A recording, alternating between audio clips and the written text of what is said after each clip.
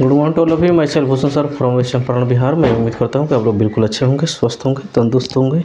मैं आप लोगों के बीच आज ये एंशिएंट हिस्ट्री का पार्ट 8 लेकर आया हूँ। इसके पहले वाले पार्ट ऑलरेडी अपलोड कर चुका हूँ। आज के जो सेशन होने वाला है बहुत इम्पोर्टेंट होने वाला है, क्योंकि आज के एक मात्र एक छोटे से वीडियो 10 से 12 मिनट का एक क्लिप होगा। उसमें हम लोग उपवेद के बारे में पढ़ेंगे, आरण्यक के बारे में पढ़ेंगे, ठीक है, उपनिषद के बारे में पढ़ेंगे, विष्णु पुराण के बारे में पढ़ेंगे, पुराण के बारे में पढ़ेंगे, मत्स्य के बारे में पढ़ेंगे, वायु पुराण के बारे में पढ़ेंगे और किससे क्या क्या लाभ हुआ उसके बारे में पढ़ेंगे। हम लोग उपनिषद को कितने भागों में बांटा गया है, ठीक है, किस तरह क्या किया गया, टोटल हम लोग डिटेल्स इस वीडियो में हम लोग पढ़ेंगे, कवर करेंगे। मात्र 10 से 12 मिनट आप मेरे वीडियो में बने रहिएगा।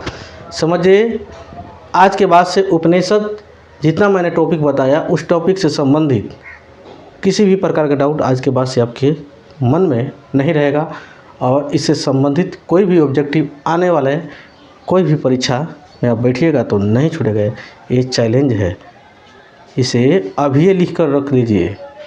ये बिल्कुल चैलेंज है मेरे तरफ से कि आप मेरे वीडियो में शुरू से अंत तक बने रहिएगा, ध्यान से समझिएगा, समझ में आ जाएगा। कोई ख़ास बात ये नहीं है। और ख़ास बात यह है इस चैनल का कि इस चैनल पर मॉडर्न हिस्ट्री और मेडिवल हिस्ट्री के लगभग 50 पार्ट में वीडियो हमने डाल चुके हैं। फिजिक्स, केमिस्ट्री, बायोलॉजी और मैथ का भी वीडियो पड़ा हुआ है, उसे आप जाकर देख सकते हैं। जो कि इस चैनल पर जो भी वीडियो पड़ा हुआ है भारत के हर एक प्रतियोगी परीक्षाओं के साथ साथ हर एक बोर्ड परीक्षा के दृष्टिकोण से मस्ट इम्पोर्टेंट है। तो ज़्यादा देर ना करते हुए आप मेरे वीडियो को जाकर देखिए और उसे ज़्यादा से ज़्यादा लोगों के बीच में शेयर कीजिए। और हाँ, यदि आप अभी तक मेरे चैनल को सब्सक्राइब नहीं किए तो सब्सक्राइब कर लीजिए अगर नए व्यूवर है तो, ताकि आने वाले आज के बाद जो भी वीडियो हो सबसे पहले आपके पास पहुंचे उसका नोटिफिकेशन और आप उसका लाभ उठा सके। तो ठीक है, उपनिवेश, ठीक, जब वेद के रचना, पहले फर्स्ट में किसका रचना हुआ, वेद के रचना हुआ। जब वेद का रचना हुआ तो वेद तो मानव निर्मित था नहीं, ऐसे माना जाता है जब उसको मनुष्य ने लिखा नहीं। ऐसे लोगों का कहना है कि ये गॉड गिफ्टेड चीज़ है, माने इसे ईश्वर ने लिखा है, ठीक है। तो इसको समझने के लिए एक उपवेद की रचना किया गया, जो कि सभी वेदों का जितने भी, जैसे हम लोग इसके पहले वाले पार्ट में 4 प्रकार के वेद पढ़े हैं हम लोग, ठीक है, 4 वेद पढ़े हैं, ओ ऋग्वेद, यजुर्वेद, ठीक, धनुर्वेद और गंधर्व वेद और सामवेद, ठीक है। ये जितने भी है, जैसे यजुर्वेद जो है ये सब का, ठीक, ये सब का अपना अपना क्या है, ये अलग अलग जैसे हम लोग यहाँ पर देखेंगे कि आयुर्वेद क्या है, उपनिषद है। ये जो है ऋग्वेद का ये क्या है, ये उपनिषद है, आयुर्वेद। ये यजुर्वेद का उपनिषद क्या है, धनुर्वेद, ठीक है। ये सामवेद का उपनिषद क्या है, गंधर्व वेद। अथर्ववेद के उपनिषद क्या है, शिल्प वेद।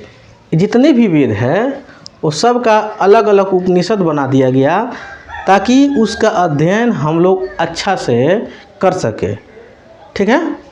अब देखिए, अगला है हम लोग को आरण्यक। क्या है टॉपिक, क्या है, आरण्यक। वैसी पुस्तक जिसका रचना जंगल में किया जाता है उसको क्या कहते हैं, आरण्यक बोलते हैं। इसकी संख्या कितनी है, 7 है। कितनी है, इसकी संख्या 7 है।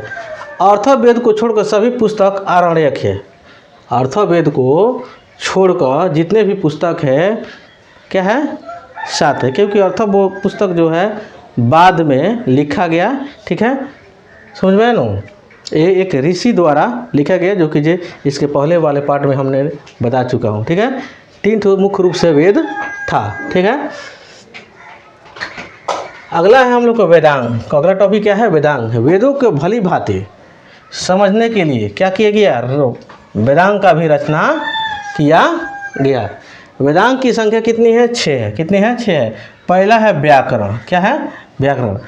व्याकरण, किसी भी भाषा को समझने के लिए व्याकरण जरूरी होता है। अगर उस भाषा का अगर व्याकरण अगर नहीं रहता है तो उसको समझना, पढ़ना और उसको व्याख्या करना काफ़ी मुश्किल होता है। इसीलिए इसका व्याकरण का क्या है, रचना किया गया। ठीक है, जिसको क्या कहा जाता है, व्याकरण को इस वेदों का मुख कहा जाता है। क्या कहा जाता है, वेदों का मुख। उसके बाद से ज्योतिष, क्या है, ज्योतिष, इसको कहा जाता है खगोल विज्ञान। क्या कर लेता है, खगोल विज्ञान। वेदों को आँख इसको कहते हैं, क्या कहते हैं, ज्योतिष को क्या कहते हैं, वेदों के आँख कहते हैं।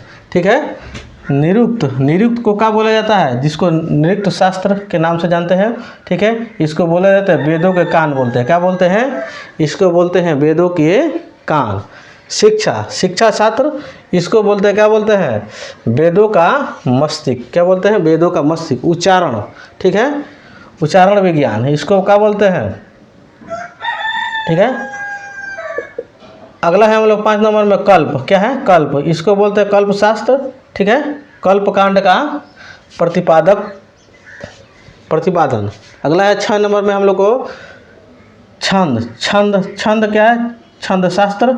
इसको क्या बोलते हैं, वेदों, वेद मंत्रों के सही सही उच्चारण करने के लिए क्या किया जाता है, छंद का इस्तेमाल किया जाता है। ठीक है, क्योंकि वेदों का उच्चारण करने में एकदम जो प्रोनाउंसिएशन होना चाहिए, जो उच्चारण होना चाहिए वो करेक्ट होना चाहिए। तो किससे करेक्ट होता है, जब हम लोग छंद की जानकारी रखते हैं तब हम लोग को प्राप्त होता है। अगला है हम लोग को व्याकरण को, व्याकरण का पहली पुस्तक पाणिनि का अष्टाध्यायी थी। ठीक है, सबसे पहले, इसीलिए संस्कृत में जो है व्याकरण का पिता किसको कहा जाता है, पाणिनि को कहा जाता है, क्योंकि सबसे पहले इन्हीं ने लिखा हुआ था। ठीक है, ज्योतिष का सबसे बड़ा पुस्तक महाभाष्य है। क्या है, ज्योतिष का सबसे बड़ा अगर पुस्तक कहा जाएगा उस पुस्तक का क्या नाम है, महाभाष्य है। क्या है, महाभाष्य। निरुक्त का रचना किसने किया था, यास्क ने किया था, यास्क महोदय ने किया था। ठीक है, जिसका अर्थ होता है निर्वचन। क्या होता है, जिसका अर्थ क्या होता है, निर्वचन।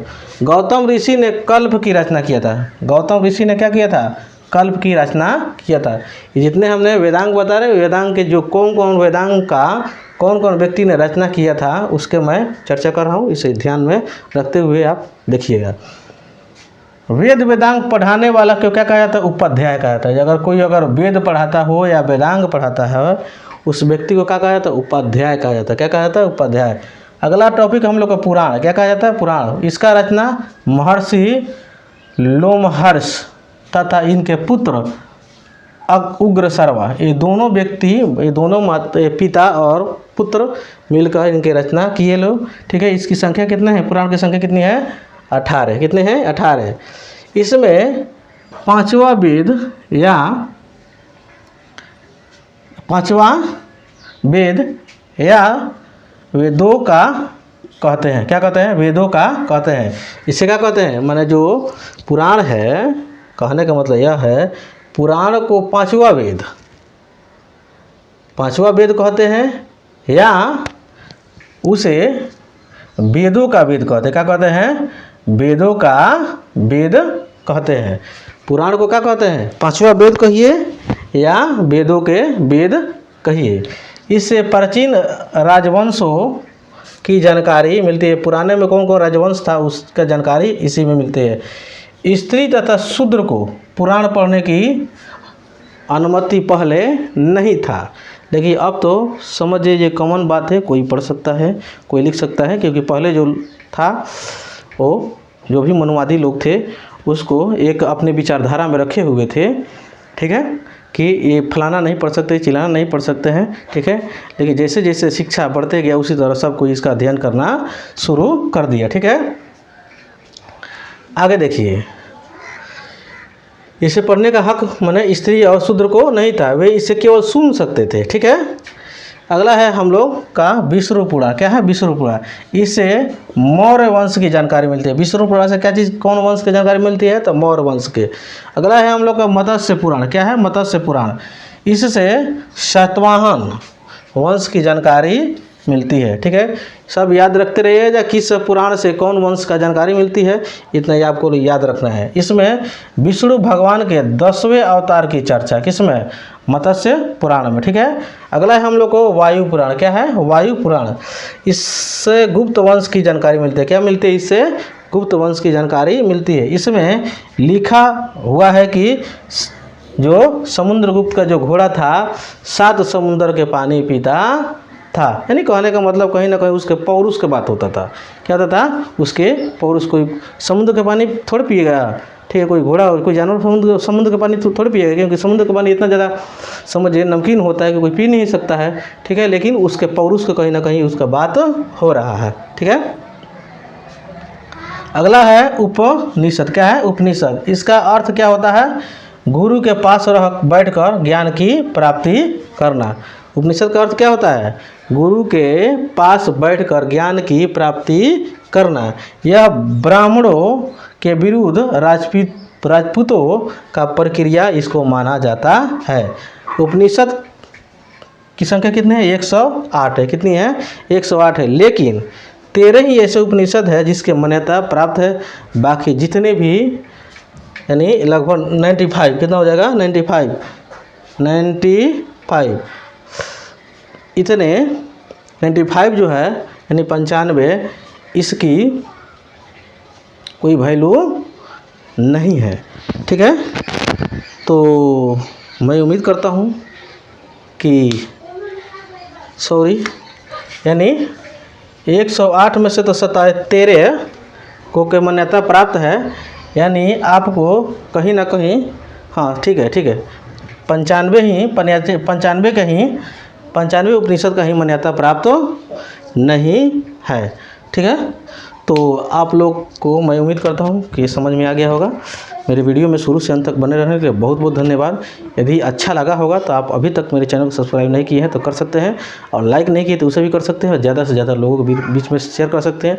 और नए हैं तो आप जाइए, जितने भी मेरे वीडियो पर है उसे जाकर देखिए और उसका बारीकी से नोट्स बनाइए अपने हाथों से, और आने वाला जो भी परीक्षा है आपके सामने आपके कदमों को चूमते हुए नज़र आएगा। यह मेरा वादा है।